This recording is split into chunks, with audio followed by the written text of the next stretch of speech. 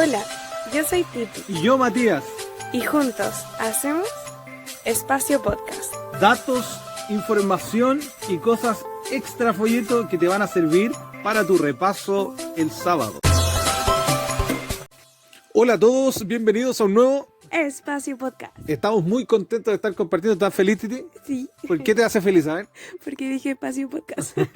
Porque podemos compartir con los chiquillos, ¿no? Por eso, sí, po. Bueno, chiquillos significa gente o los amigos. Estamos felices por estar compartiendo con los amigos porque sabemos que nos están escuchando de muchas partes de Sudamérica o de habla hispana. Y estamos contentos de poder compartir con ellos, de poder estudiar la lección. Ya, como le hemos dicho, hemos estudiado cómo recibir la autoridad, que fue la sección anterior. Ahora estamos estudiando la segunda sección, que es la siembra, la cosecha, qué hacerlo. Esta semana vamos a hablar netamente de la semilla de la siembra. La semana pasada hablamos de, si no me equivoco, preparar el terreno. Y esta semana vamos a intentar de abarcar un poquito más cuáles son, como por ejemplo, el material que podemos repartir, cómo lo podemos repartir y dar ideas, contar historias y compartir con ustedes, que es lo más importante de este podcast. Solo antes de seguir, quiero recordarte que nos puedes seguir en nuestras páginas de Ministerio Jóvenes, Jóvenes Adventistas, y comentar también el video. Yo creo que vamos a hablar un montón de cosas que nos gustaría saber tu opinión. También recordarte que tenemos la sección de los microhábitos, la sección del espacio joven, del resumen del espacio joven que hace el Peter. También tenemos la llave maestra y tenemos estas secciones nuevas que son el concurso bíblico, como también el lettering, ya para que todos no solamente lo disfruten, sino que puedan compartirlo con sus amigos. Así que ya vamos a la primera sección. Bueno, como no dijo el Mati, el título de esta lección se llama El proceso del discipulado, la siembra. ¿Y de qué vamos a hablar? Obviamente de la siembra. Ya, entonces si ya hablamos del proceso de preparar la tierra, ahora es la siembra. La Titi nos tiene unos datos a ver sobre siembra. ¿Qué son las siembras, Titi? Ya, mira, yo investigué un poquito sobre esto, sobre la siembra, y hay tipos de siembra, yo no tenía idea de esto. Pero las más comunes son la siembra en semilleros, que normalmente se hacen en maceteros, que es mucho más fácil transportarlas. La siembra en hoyos, que son la que uno hace hoyitos, puede colocar una o más semillas. La siembra a voleo, que se mezcla con arena, y al mezclarla con arena, después la tiras y la semilla queda con arena encimita, entonces queda guardada. Está la siembra a trebollino, que esa sirve para aprovechar mejor el espacio, que la hacen en zigzag. La siguiente es siembra de presión, que esa se hace a máquina. Y finalmente la siembra en fila, que son las que uno ve en las películas, que hacen surco y llegan y tiran semillas en estos surcos. ¿Qué tienen en común todos estos tipos de siembras, Mati? Te preguntarás. Todos tienen en común que se preocupan en hacer lo posible porque el fruto crezca y aprovechar bien el terreno. Eso es lo que tienen. Interesante que igual existen otras más modernas como la hidropónica, que hablamos de preparar la tierra, pero no existe la preparación del agua para plantar, así que, pero también existen otros tipos de siembras modernos, ¿no? Que se hacen en muralla, qué sé yo. Pero bueno, esos son como los tipos de siembra que existen hoy, los tipos de siembras para cosechas masivas que se ocupan, que son técnicas, después del cuidado de la tierra, que fue lo que hablamos la semana pasada, y esto hoy día vamos a hablar de los tipos de siembra o formas de sembrar, ¿ya? ¿Qué significará esta siembra? ¿Qué es lo que dice la Biblia acerca de esto? ¿Qué es lo que podemos hacer nosotros? ¿Alguna idea? Vamos a estudiar. Vamos a pasar a la siguiente sección, que es el estudio el remarcar los versos. Titi, ¿cuáles son los versos que tuvimos que leer esta semana? Teníamos que leer Juan 4, 7 al 26. ¿Y de qué habla? De la mujer samaritana, la conversación. La conversación de la mujer samaritana y Jesucristo en el pozo, ¿cierto? Así que vamos a ver cuáles son los versos que marcaste tú. También la gente que nos está escuchando puede poner cuáles son sus versos que le significaron en los comentarios de nuestros podcasts. Vamos a ver qué es lo que dice la Titi. A ver, Titi, ¿qué fue lo que marcaste tú? Yo marqué, yo creo que ya son mis versículos favoritos, el 25 y el 26. Me encanta lo directo que es Jesús. Me encanta. Mira, escucha, Mati, dice: la mujer le dijo: sé que el Mesías, llamado el Cristo, ha de venir. Cuando Él venga nos explicará todas las cosas. Y el 26 dice: Jesús declaró: yo soy el que habla contigo. Qué maravilloso, encuentro que es demasiado directo, como que no se fue por rodeos, nada, y le dijo que Él era el Mesías. Y acto seguido la mujer dejó todas sus cosas, olvidó lo que estaba haciendo y fue al pueblo al cual no quería ver ella, les fue a dar las buenas nuevas, ¿cierto? Las del Evangelio. Sí, quizás lo más importante en el mensaje de Jesucristo siempre fue que Él era el Mesías, o sea, que vieran que el acto de la salvación eterna, de la vida eterna, perdón, en toda la Biblia era Él. Y ella es directa con Él, o sea, en lo que decía el folleto, ¿no? Que como que no hay una línea que conduzca al diálogo, sino que Él era como que estaba pegando palazos, cavando en su corazón. Cada vez que veía que ella, porque ella se nota que evadía mucho, ¿no? Yo me imagino cuando hablaban y le dice, por ejemplo, que él es el agua de vida. O el agua que él le dé, ella de beber, ella nunca más tendrá sed. A mí me llama mucho la atención eso porque cuántas cosas se le pueden haber pasado por la cabeza a esa mujer. Dice el mismo texto que ella pensaba del agua del pozo. Y bueno, hay hartas cosas interesantes. Por ejemplo, este pozo era el pozo de Jacob, que lo había hecho ahí, cierto, siendo que habían muchas vertientes cerca, pero lo hace, se cree, bueno, según el comentario bíblico adventista, que era para evitar rencillas con las personas que vivían ahí, entonces hace un pozo independiente para él, ¿no? Como lo que hace la gente en sus casas, en sus propios pozos. Y esta mujer, cuando Jesucristo le hace la referencia al agua, ella piensa al tiro en el agua del pozo, como que, dice, o sea, voy a poder sacar agua ilimitada, y yo, mira, así siendo humano, ¿no? Piensa en eso. Si Jesucristo te dice, no, del agua que yo te voy a dar, nunca se te va a acabar. ¿Qué es lo que piensas tú? No voy a tener más sed en la vida, puedo andar por el desierto libremente. Puedo navegar por los mares sin necesitar agua. Me va a poner agua en la casa. En la casa. No voy a pagar más la cuenta de agua. Puras cosas humanas, pues, ¿no? Uno dice, oye, pero me va a dar un superpoder que no voy a tener más sed, entonces me preocupo solo de la comida ahora. Habían posibilidades ilimitadas que podía haber pasado por la cabeza de la mujer, pero cuando Jesucristo se refería al agua, hace referencia a él, ¿no? Que él era los ríos de agua viva, dice, que era un flujo de agua constante. Pero ¿a qué se refería siempre Jesucristo? A lo espiritual. Eso lo podemos ver en todos los diálogos de Jesucristo, que cuando Jesucristo le dice, cuidado con la levadura, todos dicen, no trajimos pan, ¿de qué está hablando Jesús? Y Jesús decía, de la levadura, que es la influencia de los fariseos. Cuando dice, por ejemplo, te haré pescador. Pedro venía de pescar toda la noche, no sé qué. Pero pescador de hombres, Pedro. Cuando le dice, y yo creo que el mensaje que más pena le tiene que haber dado a Jesucristo, citando a Alejandro Bullón en su libro, es que Jesucristo dice, voy a destruir este templo y lo reconstruiré en 3 días. Y todo el tiempo pensaron que era el templo de Jerusalén, cuando Jesucristo realmente se estaba refiriendo a su cuerpo, que iba a ser destruido y en 3 días iba a ser resucitado. Se puede ver que estas conversaciones que Jesús tenía con todos son más trascendentales, ¿cierto? Son súper inusuales y muy fuera de lo común. Bueno, muchas cosas particulares de estos versos es que, por ejemplo, lo que dice el folleto, ¿no? Que la mujer estaba buscando un horario donde ella podía ser no reconocida. Y Jesucristo lo único que quería es que ella lo reconociera. Ya es el contraste. La mujer sale en una hora donde no hay nadie. Se supone que estaban en la hora de la oración, ¿no? En la hora sexta. En la hora donde ninguno iba. Recuerdo que decía que iban en la mañana y en la tarde, como para que no hiciera tanta calor, pero ya iba en esa hora que nadie quiere salir. Hay hartas secciones en la Biblia donde se condena a Samaria por lo que le hizo a Israel, por haberlo perseguido. Entonces, por ejemplo, en Oseas, en Amós, y este conflicto se ve hasta aquí. ¿Por qué? Porque la mujer dice, ¿cómo tú, siendo judío, hablas conmigo que soy samaritana? Ahora hay que entender que para viajar, la gente podía atravesar Samaria para llegar de una localidad a otra, porque le quedaba de paso, pero los judíos, como tenían...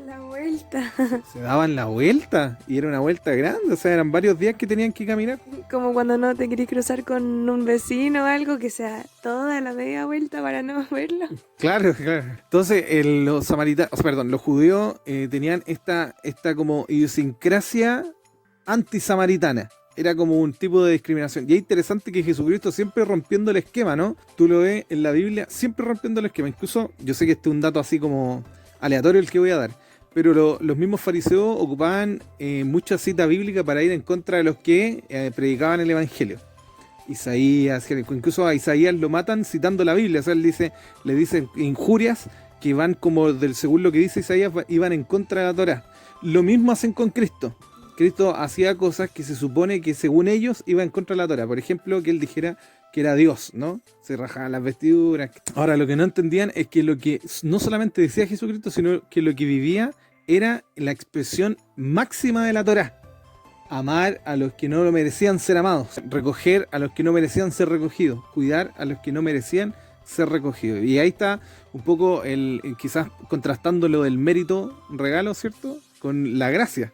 Porque la gente siempre piensa, ¿no es cierto?, que viene más con el mérito de la salvación que con la gracia. Y ahí Jesucristo ayuda a la samaritana sin ella merecerlo. Y este es el mensaje maravilloso, ¿cierto? Que tenemos que decirle a todos las buenas nuevas, el Evangelio, que Cristo va a volver nuevamente y nos va a llevar con ellos. Tenemos que pensar que es un mensaje maravilloso. O sea, este mensaje es como la semilla, ¿no? El mensaje de la siembra, la semilla es la palabra de Dios. ¿Cuál es la palabra de Dios? Este mensaje maravilloso de gracia, de salvación, de que la gente se va a salvar. O sea, si tú quieres planificar algo en tu vida, ¿qué es lo que muestra el folleto? Si tú quieres organizar algo en tu vida, que sea compartir con los demás el mensaje, independiente eres intelectual, no eres intelectual, sabes mucho o no. Importante hacerle saber a los demás cuánto amor ha tenido Jesucristo, ha tenido el Señor por nosotros al entregarnos a Jesucristo. Bueno, ya vamos a continuar a la siguiente sección, que son la parte de las anécdotas o ejemplos que tenemos de esto en nuestra historia. Y vamos a hablar de unas personas en particular que son los celtas. Mati, tienes que decirnos algo sobre estos personajes, ¿cierto? Sí, o sea, hablando de lo mismo que estaba hablando de la evangelización, o sea, de predicar, de llevar la siembra, ya que preparábamos el terreno, esparcir esta semilla por donde sea. Uno de ellos fueron la iglesia primitiva, que con 12 personas hicieron así, conquistaron todo el mundo antiguo. Entonces, después en el medioevo había un grupo, digamos, una tribu, una ciudad, un pueblo, etcétera, que se le llaman los celtas. Los celtas al día de hoy son muy... se habla muy mal de ellos. ¿Por qué? Porque los druidas, que eran los sacerdotes celtas, son los que instauran el Halloween. ¿Has escuchado eso, Titi? No. Cuando ustedes piensan así en Stone Age, en el truco, ¿cómo es? Truco no sé qué. Dulce o truco. Dulce truco. Esa cuestión, todas esas cosas vienen del mundo druida, de que ellos el 1 de noviembre celebraban su año nuevo y bueno, hacían un montón de cosas horrorosas como sacrificio humano, quemas, y eso era como para el mundo de la oscuridad, etcétera. Ellos eran los sacerdotes de los celtas. Entonces cuando uno habla de los celtas, es como que el celta es un mundo oscuro. Pero en realidad los celtas son algo sumamente diferente. Mira, déjame darte algunos datos que son de alto impacto, que te van a dejar pero perturbado. Los sacerdotes druidas eran los malos, pero los celtas en general eran muy conocidos porque tenían escuelas, muchos poetas, muchos pensadores. Ya, pero los celtas eran una tribu o un pueblo, una ciudad, ¿cómo se llama? Un país extremadamente religioso. Se volvió muy religioso porque adoptaron la fe de los no padres de la iglesia, la iglesia primitiva, ya que son los apóstoles. Cuando los celtas fueron evangelizados, se convirtieron en los más evangelizadores de toda Europa. Ellos estudiaban 18 años para aprenderse la Biblia de memoria, para aprenderse los idiomas bíblicos, ocupaban más de 70 alfabetos. Y ellos predicaron en toda Europa. O sea, tenemos que pensar que los celtas llegaban desde Mongolia hasta Grecia y al norte de Europa. O sea, el mundo celta cubría gran parte de Asia, Europa. Y ellos fueron los más evangelistas. Incluso ellos escribieron Biblias muy conocidas, o el Evangelio de Lindesgard, que es conocido por ser una de las Biblias más lindas escritas. Y hay una que está hoy día, que se llama El Libro de los Celtas, que está en la Universidad de Dublín, y esta fue la que se tradució en la antigua versión italiana, que es la que se ocupó después para la King James. O sea, son personas que, a pesar del prejuicio que uno tenía con ellos, que hoy día hay un prejuicio enorme con los celtas, por lo mismo que digo, del Halloween. Los celtas fueron una de las naciones más evangelistas de la historia y tuvieron una de las campañas más enormes para repartir el evangelio, para compartir el evangelio. Esto sale en el conflicto de los siglos incluso, para compartir de la palabra escrita. ¿Ya? Que eso es una de las cosas que daba la idea el folleto hoy día. Perdón, esta semana.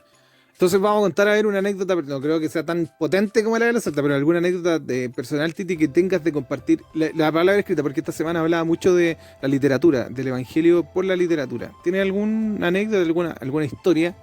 Ya, mira.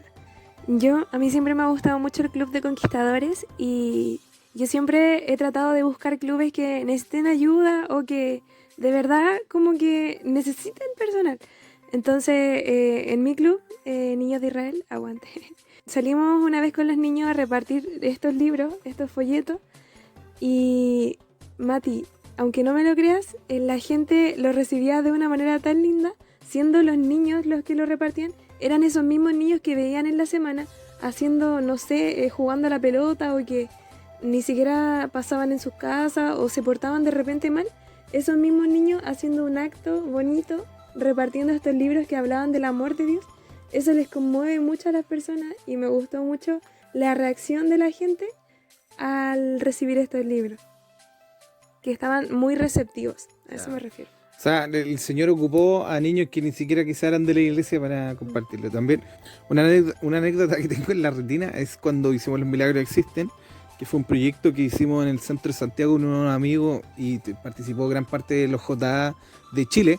Fue que repartimos mucha literatura, pero cuando digo así, mucha literatura, fue mucha literatura, un camión lleno en un día, lo vaciamos. O sea, me acuerdo de Uciel, un amigo que él me decía, este material hay que repartirlo, y él abría las cajas y la gente repartía y repartía.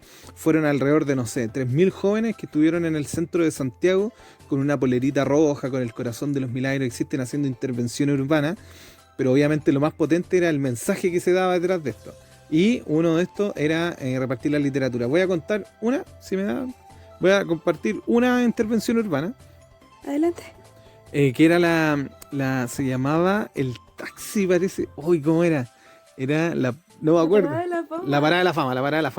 La Parada de la Fama era que las personas estaban en un supermercado X en el centro de Santiago y compraban sus cosas y cuando venían saliendo del supermercado con bolsa, había un palo blanco ahí, o sea, una persona, un chivo expiatorio, no sé cómo le dirán en sus países, y la persona le preguntaba a la gente que venía saliendo con mucha bolsa si necesitaba un taxi, que se lo dábamos gratis, le decían.